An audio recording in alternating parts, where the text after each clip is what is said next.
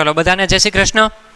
Online એજ્યુકેશનમાં universal school દ્વારા આપ સૌનું હાર્દિક સ્વાગત છે. આમનોંધનું પ્રકરણ ચેપ્ટર નંબર 4 ચાલી રહ્યું છે તમારે, અને એનો આજે લેક્ચર નંબર છે 3. આ ત્રીજા લેક્ચરમાં મેં તમને ગયા લાસ્ટ લેક્ચરમાં કીધું હતું કે કેટલાક એવા પારિભાષિક શબ્દો મારે તમને બીજા ચેપ્ટરમાં સમજાવવાતા, પણ એ હવે સમજાવું છું. એનું કારણ છે કે તમારે થોડુંક ટોપિક જે છે એ ભણી લીધા પછી જ તમારે આ ટોપિક ભણવાના થાય.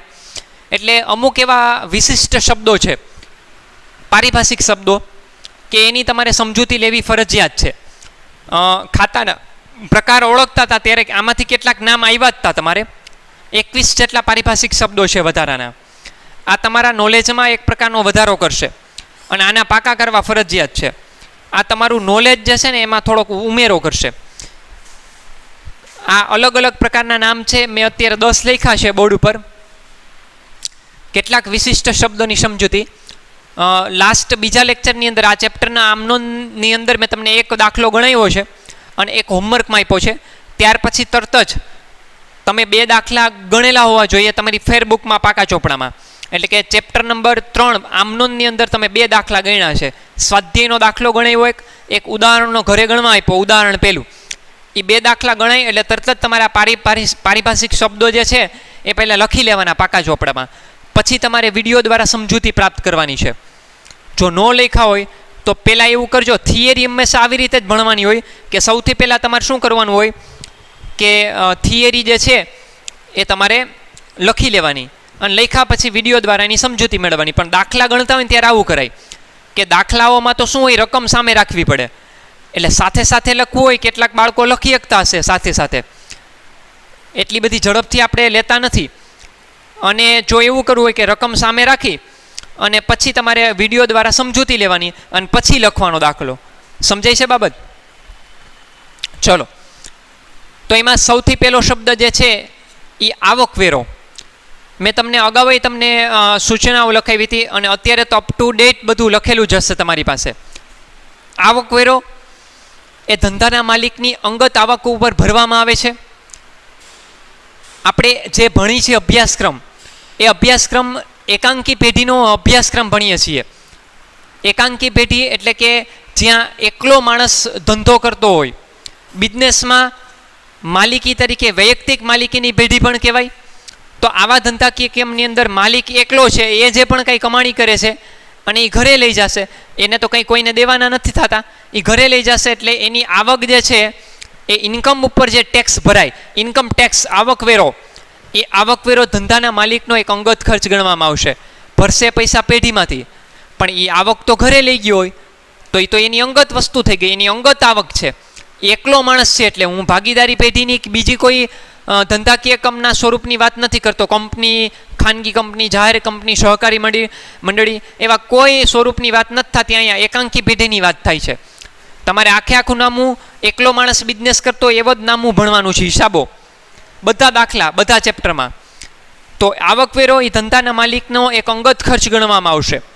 હવે અંગત ખર્ચા હોય ને તો વિદ્યાર્થીઓએ ખાસ ધ્યાન રાખજો, ધંધાના માલિકનો એ ઉપાડ કહેવાય. એટલે આવકવેરો ભૈરો એવો શબ્દ આવે એટલે કાન ખોલીને સાંભળી લેજો બધાય. ઉપાડ શબ્દ તમારે લખવાનું થશે. આ બધી રીતો તમારે ભણવાનું થશે. હું આમનોંધમાં રીત વાઇઝ દાખલા ચાલુ કરીશ આવતા લેક્ચરથી. તો આવતા લેક્ચરથી રીત વાઇઝ દાખલા ચાલુ કરીશ. પહેલી જ રીત ભણાવીશ, મૂડી અને ઉપાડ વાળા વ્યવહાર. એટલે એમાં આવકવેરો જ્યારે ભરાય તો એ પેઢીમાંથી ભરાશે, કાંઈ ન કે એટલે પેઢીમાંથી ભર્યો છે માની લેવાનું તમારે. એટલે ઉપાડ જે છે એ ધંધાના માલિકનું વ્યક્તિ પ્રકારનું ખાતું છે, માલિકનું પોતાનું ખાતું છે. પણ આપણે માલિકનું નામ એના ચોપડામાં ન લખાય. સમજાય છે બાબત? એટલે ઉપાડ કરવાથી મૂડીમાં ઘટાડો થાય. એટલે આવકવેરો શબ્દ આવે ત્યારે તમારે કયો શબ્દ લખવાનો? ઉપાડ ખાતે. તો આ ઉપાડ ખાતું જે છે એ વ્યક્તિ પ્રકારના ખાતામાં આવશે. એટલે વ્યક્તિ ખાતાનો નિયમ લાગુ પડે. કયા ખાતામાં આવે? હું ખાતાના પ્રકારે કહેતો જઈશ અહીંયા. એ તો ફરજિયાત છે તમારે. દરેક ખાતાના પ્રકાર ઓળખવા તો ફરજ પડશે જ, તો જ ખબર પડે ને કે કોને કયો નિયમ લાગુ પડે. તો આને વ્યક્તિ ખાતાનો નિયમ લાગુ પડે.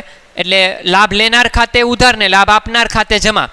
તો લાભ લેનાર ખાતે ઉધાર એટલે ઉપાડ કરવાથી મૂડીમાં ઘટાડો થાય. ધંધાનો માલિક પેઢીમાંથી લાભ લેનાર બને. પેઢીમાંથી પૈસા ક્યાં ભર્યા? આવકવેરા કચેરીને. ખરેખર એ એની અંગત આવક છે, એણે ઘરેથી દેવાના હોય પૈસા, દીધા પેઢીમાંથી. તો આવકવેરો ભરાય ત્યારે ઉપાડ ખાતું ઉધાર થાય. ઇન શોર્ટ મારો કહેવાનો મતલબ એટલો છે, જ્યારે ઉપાડ થાય ને ત્યારે ઉપાડ ખાતું હંમેશા ઉધાર જ થાય અને મૂડી હંમેશા જમા થાય. કાં તો કે મૂડીમાં ધંધાનો માલિક પેઢીને લાભ આપનાર બને છે અને ઉપાડમાં ધંધાનો માલિક ધંધામાંથી લાભ લેનાર બને છે. એની વ્યાખ્યા જ તમે વાંચજો ને, ઉપાડ અને મૂડીની. હવે તો આવડતી જોઈ તમને. આવકવેરાનું રિફંડ, આનાથી વિરોધાર્થી શબ્દ. આવકવેરાનું રિફંડ, રિફંડ એટલે પરત મેળવવું. રિફંડમાં તો ખબર પડે ને, રિફંડ એટલે ફરીથી પાછું મળવું, પરત મળવું. ઘણી વખત આપણે શું કરતા હોય કે આવકવેરો છે એ એડવાન્સ ટેક્સ ભરવાના હોય છે. હવે તો નિયમ આવી ગયો, જો એડવાન્સ ટેક્સ ન ભરો આવકવેરા કચેરીને તો પેનલ્ટી લાગે. એટલે ઘણા બધા વેપારીઓ જે છે એને બહુ ઇન્કમ વધારે પડતી ન હોય તો કોઈ પ્રશ્ન નથી, પણ મોટી પેઢી હોય એ લોકો તો શું કરે, દર 3 મહિને ક્વાર્ટરલી એના ચલણ આવે, ચલણ દ્વારા છે આવકવેરો ભરવામાં આવે છે. તો તમારો સવાલ એવો થશે, સાહેબ હજી કમાણી કરી નથી, વરસ પૂરું નથી થયું, એ પહેલાં એડવાન્સ ટેક્સ કેમ ભરી શકાય? તો તમને ખબર કેમ પડે કેટલી આવક કરવાના છે? તો કે તમે દર વર્ષે વર્ષોથી પેઢીએ ચલાવો છો તો એટલી તો તમને ખબર હોય ને કે દર વર્ષે આપણે કેટલો નફો કમાઈ છીએ. એની આસપાસ જ તમે રહેતા હશો ને દર વર્ષે, તો તમારે એ વસ્તુ અંદાજિત વસ્તુ છે, એટલે અંદાજિત રીતે તમારે ભરતી જવાની હોય દર 3 મહિને. એવા ક્વાર્ટર હોય 4 આખા વર્ષમાં. ચોથા મહિનાથી ક્વાર્ટર ચાલુ થાય, 4, 5, 6 આ પહેલું ક્વાર્ટર, 7, 8, 9 આ બીજું ક્વાર્ટર, 10, 11, 12 આ ત્રીજું ક્વાર્ટર, પછી પહેલો, બીજો અને ત્રીજો, જાન્યુઆરી, ફેબ્રુઆરી, માર્ચ આ ચોથું ક્વાર્ટર. માર્ચ મહિનામાં હિસાબો પૂરા થાય. હવે ઘણી વખત એવું બની શકે કે તમારી ધારણા કરતાં વધારે આવકવેરો જે છે એ ભરાઈ ગયો, હલો, અને ઘણા વેપારી એવું જ કરે છે કે વધારે રકમ ભરી દે એટલે પેનલ્ટી ન લાગે, એટલે વધારે ભરી દે. હવે વધારે રકમ ભરી દે તો આવકવેરા કચેરીવાળા છે એ ઘરે ન લઈ જાય, કે સરકાર ઘરે ન લઈ જાય પૈસા. એ તમારા પૈસા જે છે ને એ રિફંડ સ્વરૂપે પાછા મળે તમને ડાયરેક્ટલી. હવે તો સુવિધા એવી છે, ડાયરેક્ટલી તમારા બેંક એકાઉન્ટમાં જ જમા થઈ જાય, તમારે ક્યાંય ચેક લેવાય નથી જવા પડતા. આવકવેરો છે એ 2 રીતે ભરી શકાય, એક રોકડમાં પણ ભરી શકાય અને ચેક દ્વારા પણ ભરી શકાય. પણ આવકવેરા કચેરીમાં નથી જવાનું ભરવા જવાનું છે બેંકમાં. બેંકમાં ચલણ દ્વારા રોકડા પણ હવે તો ઓનલાઈન સિસ્ટમ થઈ ગઈ છે, ઘેર બેઠા તમે બધી વસ્તુ કરી શકો. પણ તમારે રોકડેથી ભરવાય તો રોકડેથી, ચેકથી ભરવાય ચેકથી, ઓનલાઈન કરો એ ચેકથી જ, બેંક દ્વારા જ પૈસા ચૂકવવાના કહેવાય. એટલે મારો કહેવાનો મતલબ એટલો છે કે રોકડ અને ચેક એમ 2 રીતે ભરી શકાય. પણ આવકવેરાનું રિફંડ મળે, આવકવેરા કચેરીને તમે જો વધારાની રકમ આવકવેરા પેટે દઈ દીધી હોય તો તફાવતની રકમ જેટલી ભરવાની નહોતી થતી એ રકમ પાછી મળે. એ પાછી હંમેશા તમને ચેક દ્વારા જ મળે, એટલે કે બેંક મારફતે જ મળે.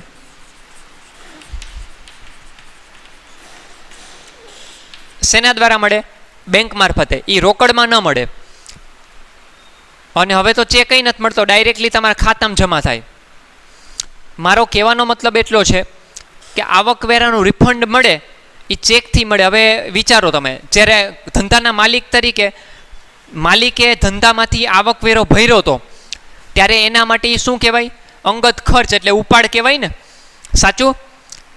એટલે એ વ્યક્તિ પ્રકારનું ખાતું કહેવાય. ત્યારે એ લાભ લેનાર બને છે, એટલે ઉપાડ ખાતે ઉધાર થાય. આવકવેરો ભરાય ત્યારે ઉપાડ આવકવેરા ખાતે નહીં લખી શકો તમે, તમારે ઉપાડ ખાતે નોંધવાનું થશે.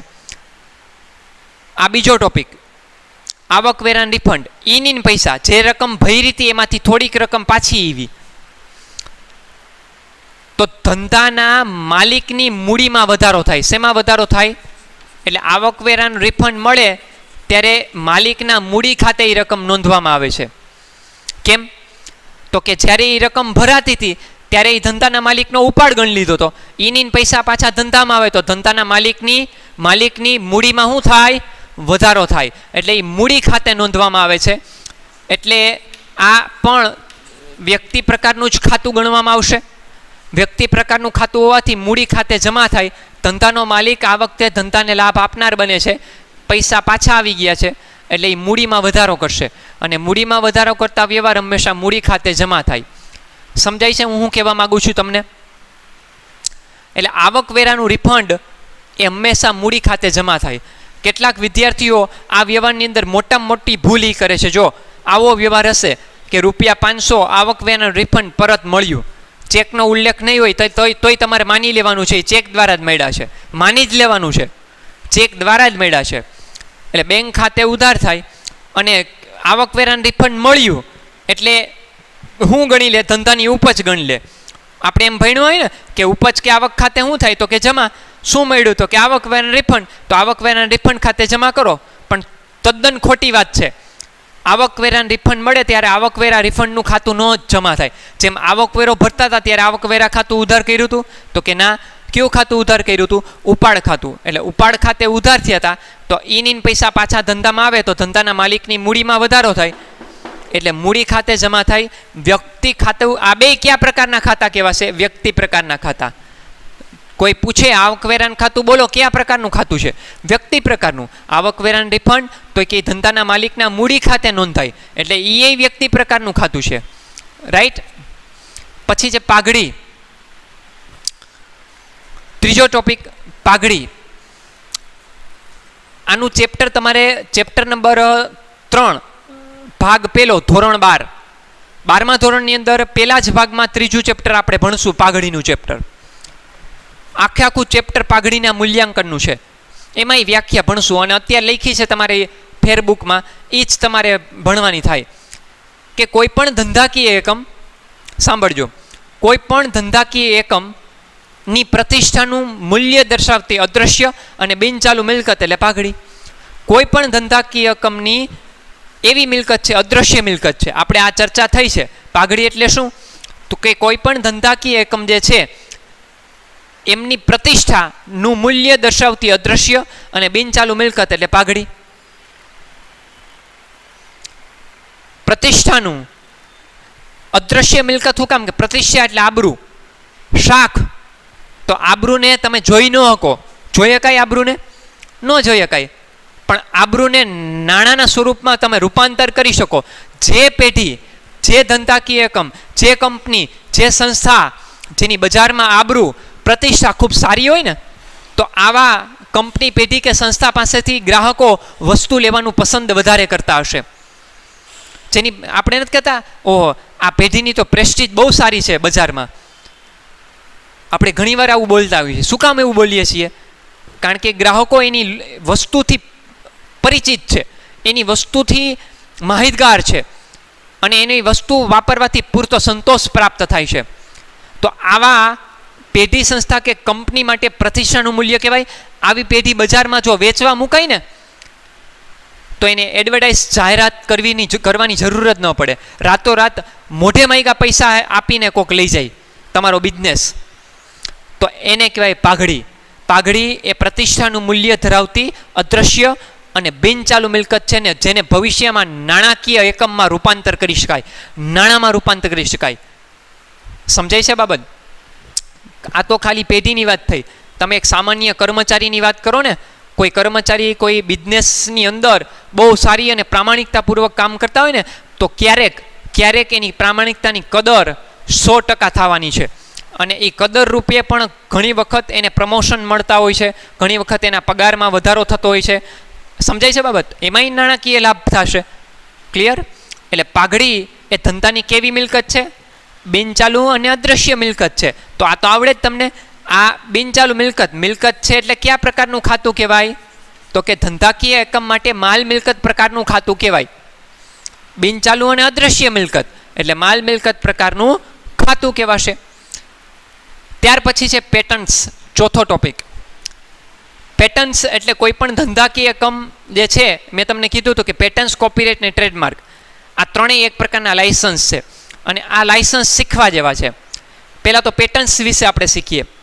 પેટન્ટ્સ એટલે કોઈ એવો ડિઝાઇનર છે કે કોઈ વસ્તુનું ડિઝાઇન તૈયાર કરો તમે.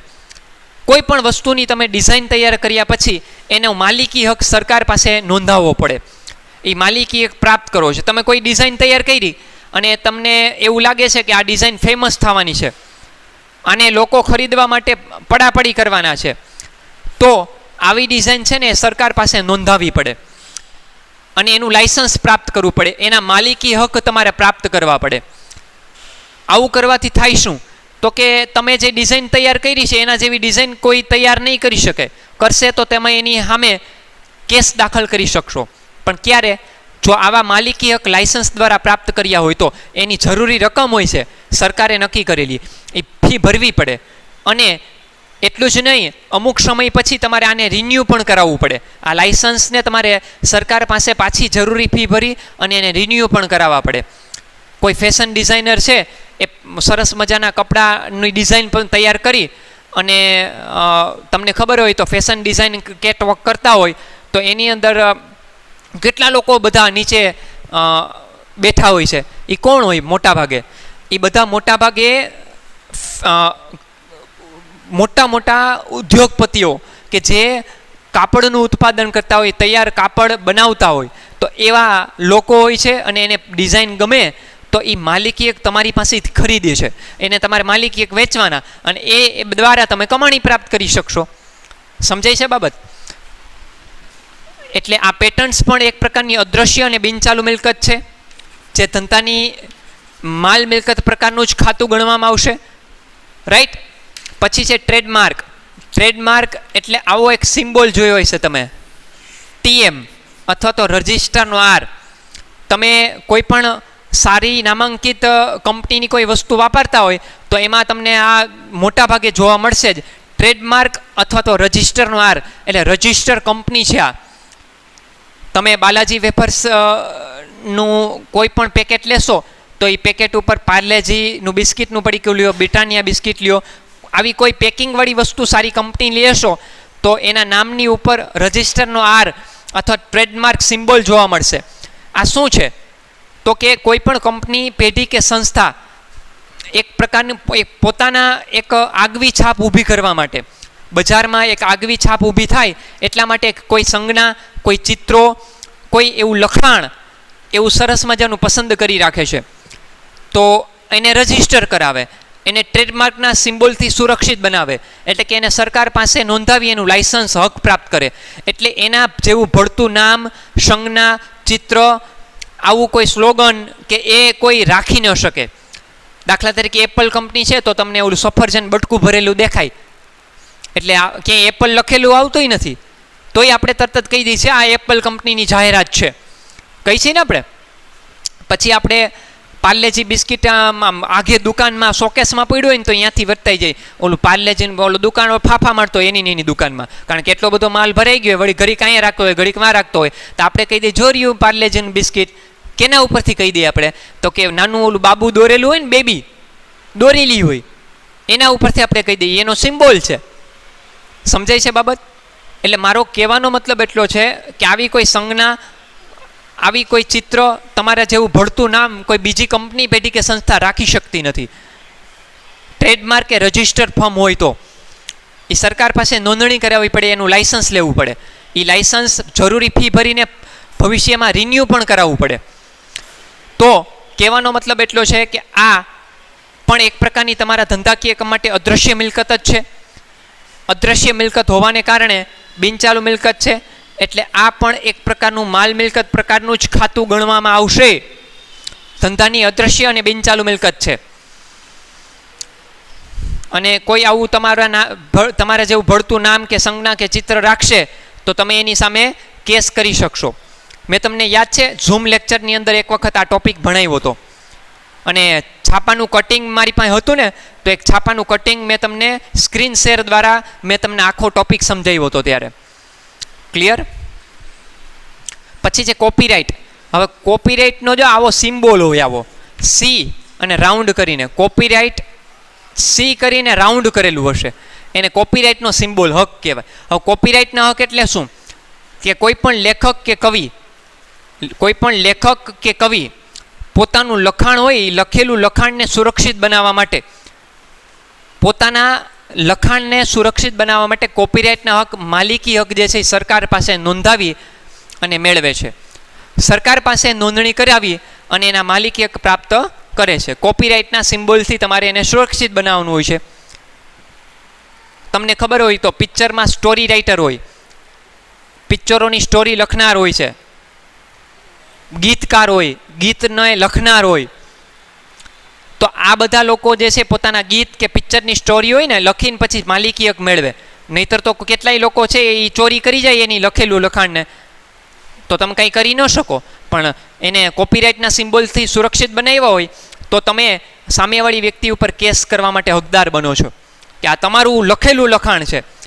તમે દાખલા તરીકે તમે ગુજરાતીનું પાઠ્યપુસ્તક ભણો છો, આપણું નામાના મૂળ તત્વોનું વિષયનું પાઠ્યપુસ્તક ભણો છો, તો આપણા જ પાઠ્યપુસ્તકની અંદર તમારે લેફ્ટ હેન્ડ પાનું ખોલો ને એટલે લેફ્ટ હેન્ડ સાઈડ પ્રથમ પાના ઉપર પાનું ફેરવો એટલે ડાબી બાજુમાં ખૂણા ઉપર કોપીરાઇટનો સિમ્બોલ હશે. એ શું છે? ગુજરાત રાજ્ય પાઠ્યપુસ્તક શાળા મંડળ ગાંધીનગર દ્વારા એને કોપીરાઇટ કરાવેલું છે સરકાર પાસે અને એનો માલિકી હક પ્રાપ્ત કરેલો હોય છે. તો આમાં જે લખાણ હોય એ બીજા કોઈ સંસ્થા પ્રકાશનો છે એ લઈ ન શકે. લેવું હોય તો તમારે ગુજરાત રાજ્ય પાઠ્યપુસ્તક શાળા મંડળ ગાંધીનગરની પરમિશન લેવી પડે.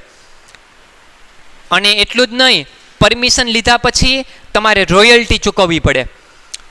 એ રોયલ્ટીનો શબ્દ હમણાં જ આવશે આપણે ભણવામાં, એ શું છે આપણે શીખીએ પછી. એટલે કોપીરાઇટ પણ ધંધાકીય એકમ માટે એક પ્રકારની અદૃશ્યની બિનચાલુ મિલકત છે. એટલે આ પણ એક પ્રકારનું માલ મિલકત પ્રકારનું ખાતું કહેવાશે. કયા પ્રકારનું? માલ મિલકત. પછી છે રોયલ્ટી.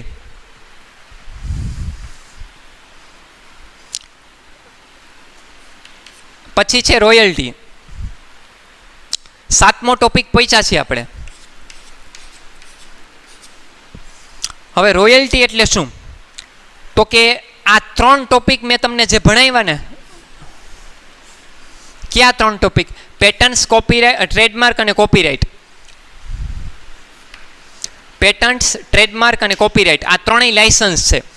આ ત્રણેય લાયસન્સનો ઉપયોગ કરવા બદલ ચૂકવવી પડતી રકમને રોયલ્ટી તરીકે ઓળખવામાં આવે છે. કઈ રીતે? તો કે દાખલા તરીકે હું એક સરસ તમને મનગમતું હોય ને એવું ઉદાહરણ આપીશ એટલે મજા આવશે તમને, આમ તરત જ સમજાઈ જશે. તમે હમણાં જ ટૂંક સમયમાં અત્યારે જે આ વિડીયો ઉતરી રહ્યો છે ત્યારની વાત કરું છું. તો લક્ષ્મી બોમ્બ અક્ષય કુમારનું પિક્ચર જે છે એ ટૂંક સમયમાં રિલીઝ થવાનું છે. તો આ પિક્ચર તમને ખબર હોય તો સાઉથનું એક પિક્ચર છે કંચના 1, તો એના ઉપરથી રીમેક બનાવ્યું છે આ પિક્ચર. તો એવા તો પિક્ચર ઇન્ડસ્ટ્રીઝની અંદર કેટલાય પિક્ચર એવા બને છે કે જે રીમેક બનતા હોય. સ્ટોરી ઉપાડીને પછી સાઉથના પિક્ચરમાંથી ડબિંગ કરી અને હિન્દીમાં એને રીમેક બનાવે. એવા ઘણા બધા પિક્ચર જે છે એ બન્યા છે.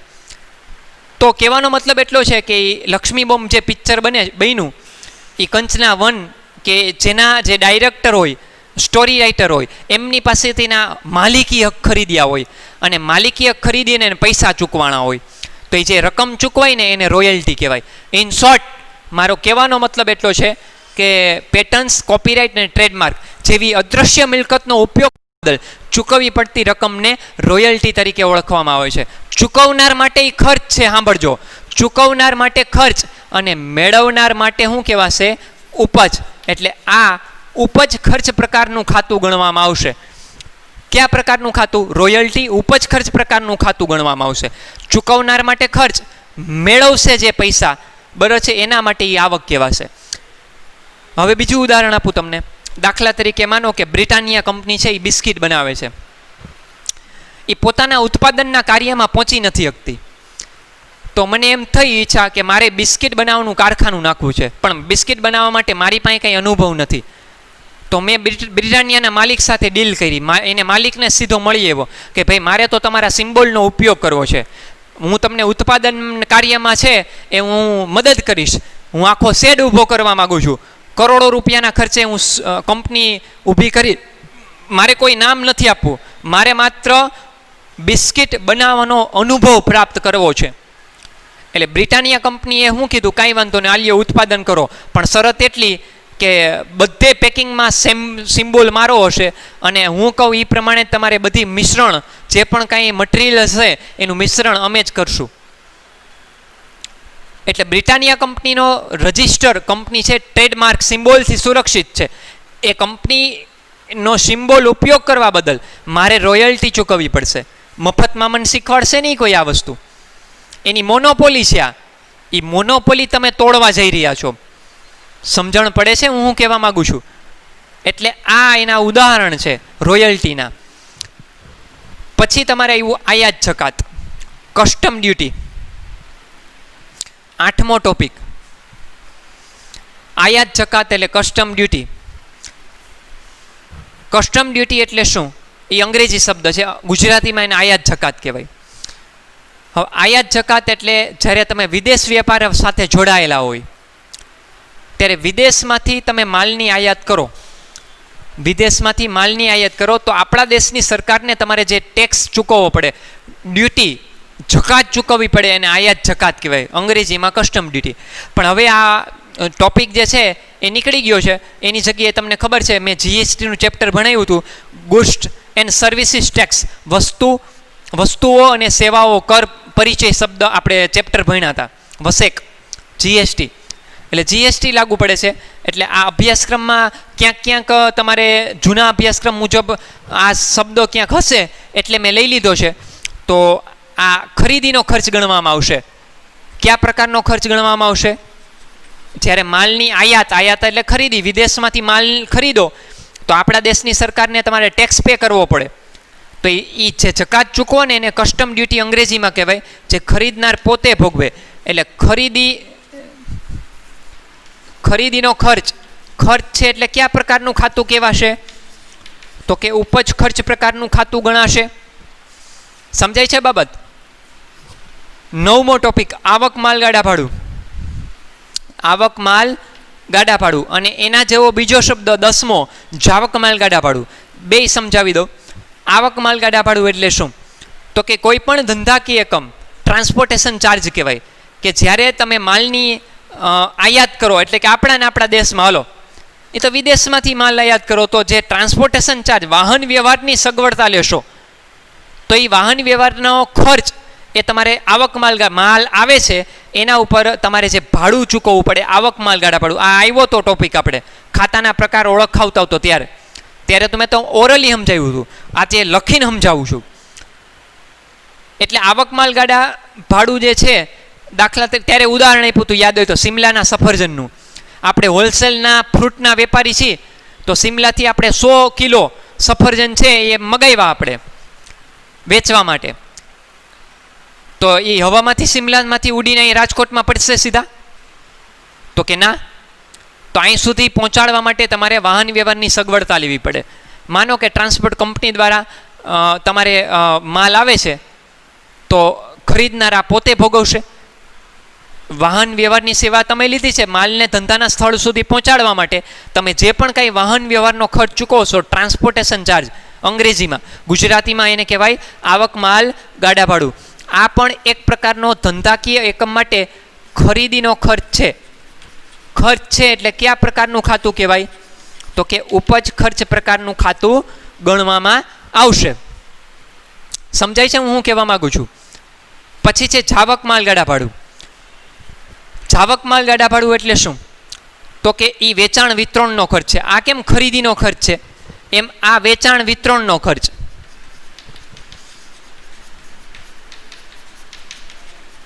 એ હું વેચાણ વિતરણનો ખર્ચ, જાવક માલ ગાડા ભાડું. ઘણી વખત કેટલાક વેપારીઓ એવા બિઝનેસ કરતા હોય કે જેમાં ગળાકાપ હરીફાઈ હોય, તીવ્ર હરીફાઈ હોય, હરીફાઈમાં ટકવા માટે એકબીજાને પછાડતા હોય ને એવી રીતે એ લોકો પોતાના માલને વેચાણ કરવા માટે હંમેશા પ્રયત્નશીલ રહેતા હોય છે. એટલે ઘણી વખત આપણે નથી ઘેર બેઠા ફ્રી હોમ ડિલિવરી મેળવો, વસ્તુને તમારા ઘર સુધી પહોંચાડી દે મફતમાં. છે કેટલાય ઓનલાઈન છે, આપણે નથી, એમેઝોન છે, પછી તમારે ફ્લિપકાર્ટ છે, હવે તો જીઓ માર્ટ છે, એ કરોડો રૂપિયાનું રોકાણ કરીને. એવી રીતે ટાટા કંપની, રતન ટાટાએ હમણાં જાહેરાત કરી કે અમે પણ હવે એફએમસીજી પ્રોડક્ટની અંદર આવી રહ્યા છીએ.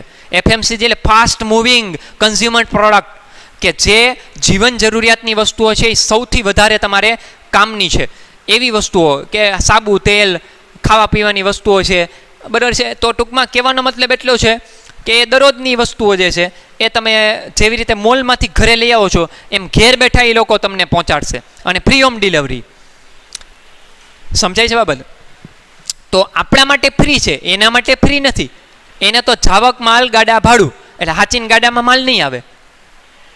કેટલાક એવું સમજે કે ગાડામાં હજી ક્યાં માલ આવતો હશે, ગાડા તો અમે ક્યાંય જોતા નથી શહેરોમાં. પણ એનું નામ જ એ ગાડા ભાડું એટલે ટ્રાન્સપોર્ટેશન ચાર્જ. એટલે તમારે માલ ઘર સુધી પહોંચતો કરે, એ પહોંચતો કરે ત્યાં સુધી તમારે જે ખર્ચ થાય ધંધાના માલિક તરીકે. તમે દાખલા તરીકે એક નાનું હજી એક ઉદાહરણ આપી દઉં. તમે fridge, colour TV, washing machine, દિવાળીનો માહોલ હતો તો ત્રણેય વસ્તુ તમને સાથે લ્યો ને તો ઘણો બધો ફાયદો થતો હતો. ટીવી, ફ્રીજ ને વોશિંગ મશીન. તો તમે વેપારી સાથે એક જ શોરૂમમાંથી બધું લીધું તો વેપારી સાથે ડીલિંગ કર્યું તમે કે આ ત્રણેય વસ્તુ લઈ જાય છે, પણ એને ઘર સુધી પહોંચાડવાની જવાબદારી તમારી રહેશે. કેટલી ધડ કરી ભાઈ તમારે, એ હું ખર્ચ ન ભોગવો, એ તો તમારા માથે જ હોય. ખરેખર આપણા માથે જ હોય, ખરીદનાર ઉપર જ હોય. પછી ધડ કર્યા ને દુકાનમાંથી બહાર નીકળતા ને આપણે પછી થોડાક નાટક કરશું આપણે, એટલે બોલાવ્યા, આવો આવો, ના ભાઈ હવે લઈ જાઓ, હલો હું પહોંચાડી દઉં છું. વેપારીએ કહી દીધું. એને ખબર પડી ગઈ કે આ આપણા જેવા 10 શોરૂમ બીજા છે અહીંયા ફરવા જશે અને કોક માની જાય તો આપણે આ 3 વસ્તુ છે એનો વેપાર જાહે, એને કરતાં ઘરે પહોંચાડી દો. એની પાસે બધી સગવડતા હોય, કારણ કે એવડા મોટા શોરૂમ લઈને બેઠા હોય તો એની પાસે વાહન ઘરના જ હોય. એટલે ઘર સુધી પહોંચાડી ગયો ત્રણેય વસ્તુ, ફ્રીજ, ટીવી ને વોશિંગ મશીન. તો આપણને મફતમાં પડ્યું, એને મફતમાં નથી પડ્યું. એને માણા રોક્યા છે, વાહન રોક્યું હશે, વાહનમાં પેટ્રોલ, ડીઝલ જે પણ કાંઈ પૂરાતું હશે એ બધા માણાને પગાર ચડતા હશે.